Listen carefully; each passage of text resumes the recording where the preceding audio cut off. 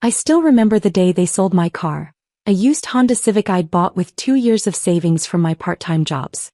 I stood in our driveway watching the new owner drive away with my independence while my mother beamed like she'd just solved world hunger. "Your brother needs this money more than you need a car," she said, counting the cash.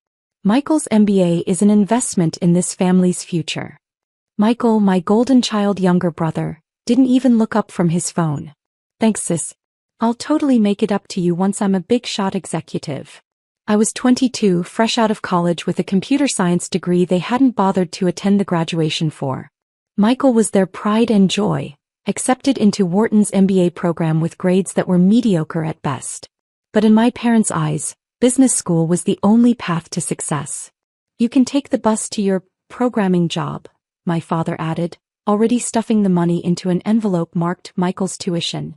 "It's not like you need to impress anyone." My programming job. They made it sound like I was fixing printers at a strip mall. In reality, I just landed a junior developer position at Eclipse Technologies, one of the fastest-growing software companies in Boston. But they'd never bothered to ask the details. "The bus doesn't run to my office park," I said quietly.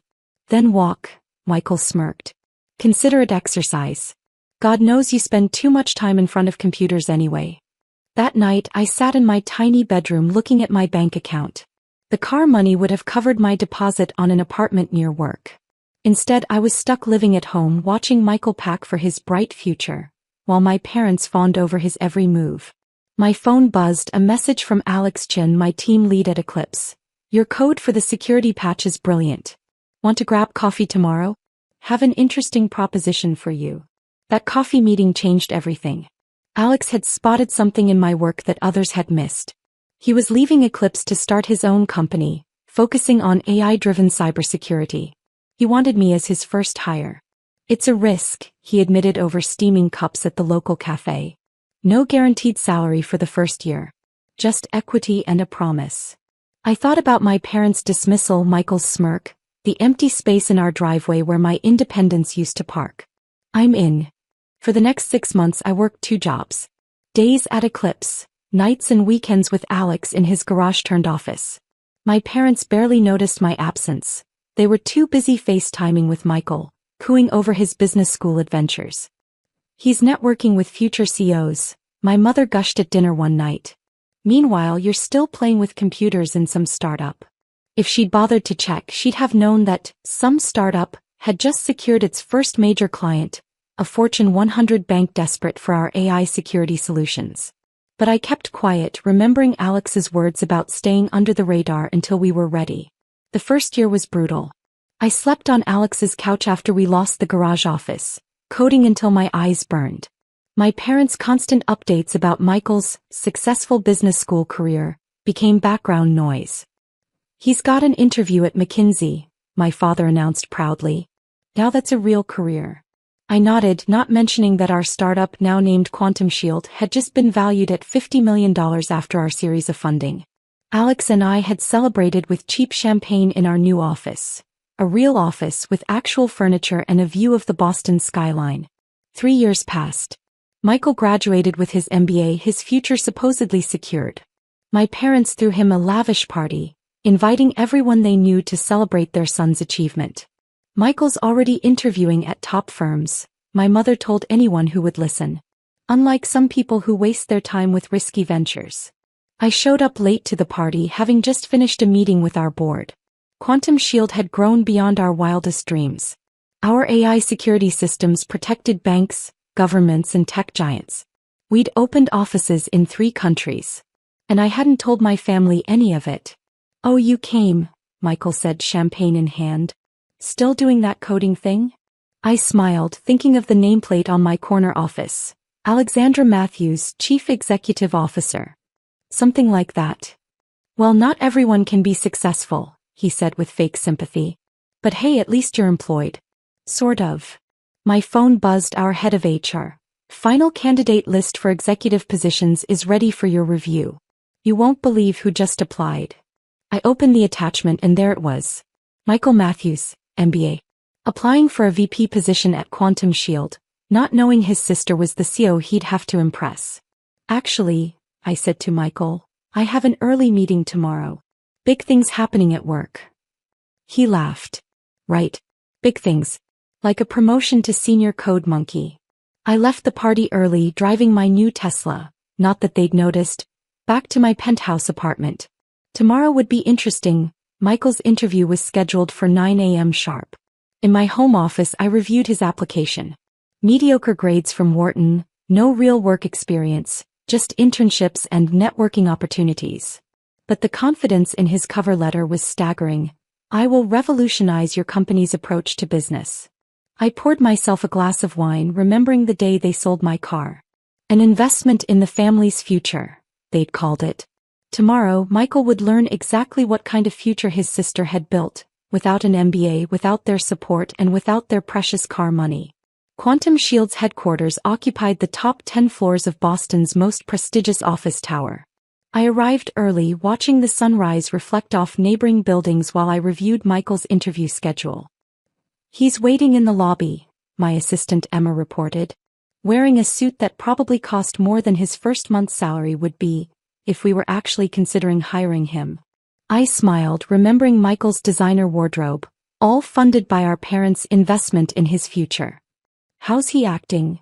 Like he already owns the place. He told reception to make sure Matthews knows he's here early. Apparently he thinks that's impressive. I checked my appearance in the office's glass wall designer suit CO badge, the quiet confidence that came from building a billion-dollar company from nothing. Let's not keep him waiting. Send him to conference room A. But first, give me the full report from his preliminary interviews. Emma handed me a tablet.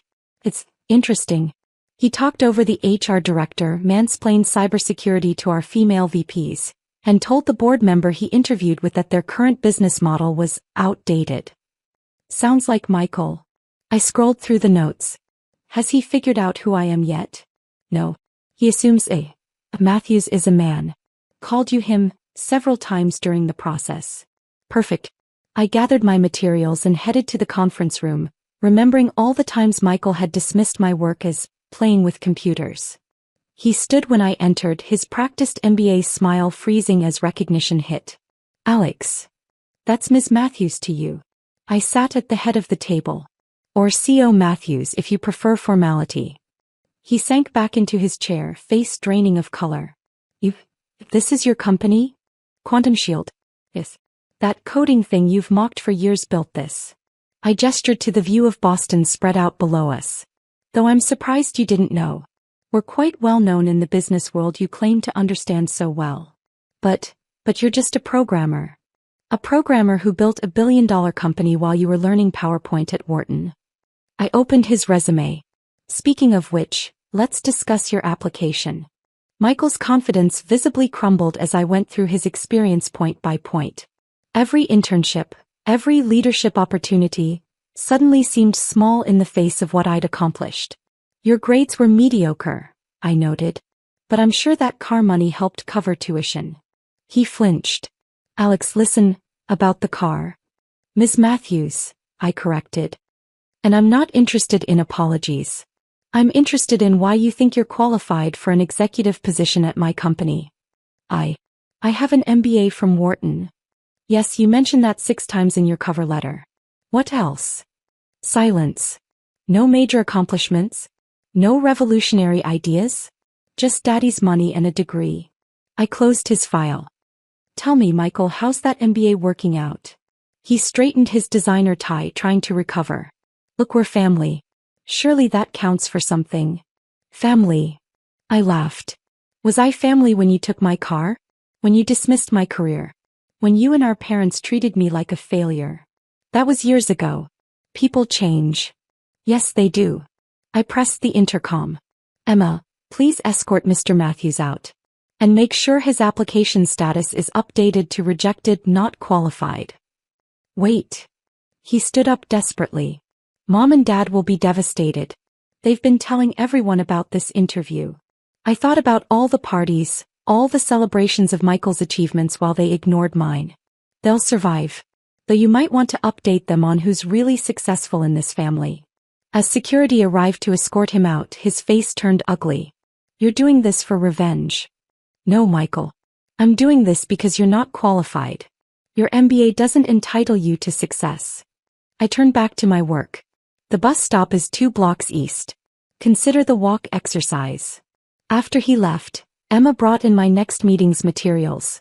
Your mother's called 6 times already. Send them an email, I said. Official company letterhead. Dear Mr. and Mrs. Matthews, thank you for your son's interest in Quantum Shield. Unfortunately. Want me to add that the CO sends her personal regrets? No. I smiled. Add that the position has been filled by someone with actual experience. Someone who didn't need a car sold to fund their future. That evening as I drove my Tesla home, my phone exploded with family messages. My mother's panic was palpable. Why didn't you tell us? We would have supported you. My father tried guilt. Family should help family succeed. Michael sent a single text. You've ruined everything. I parked in my building's private garage thinking about that empty driveway years ago. No, I typed back. I built everything. Without your MBA. Without their support. And without that car. The next day, the business news announced Quantum Shield's latest acquisition, a struggling consulting firm that specialized in MBA placement. My first executive decision? Implementing a new hiring policy that prioritized practical experience over business school degrees. When Michael's next job application crossed my desk, this time for an entry-level position, I had Emma send our standard rejection letter. At the bottom, I added a personal note. Perhaps try learning to code. I hear it's more valuable than PowerPoint skills. Sometimes success isn't about proving others wrong. Sometimes it's about building something so magnificent that their expectations become irrelevant. And sometimes, just sometimes, it's about watching your MBA-wielding brother realize that his sisters, playing with computers, built an empire his business degree couldn't buy him into. A month later, I heard through family gossip that Michael had finally found a job at a small tech startup, learning to code. Sometimes karma has a sense of humor. I sent him a bus pass as a congratulations gift. After all, family should help family succeed. The empty space where my car once sat had been filled with something far more valuable. The knowledge that success doesn't come from degrees or family support. It comes from believing in yourself when no one else will. And maybe, just maybe, from proving that a programmer with a dream can outshine an MBA with all the advantages in the world.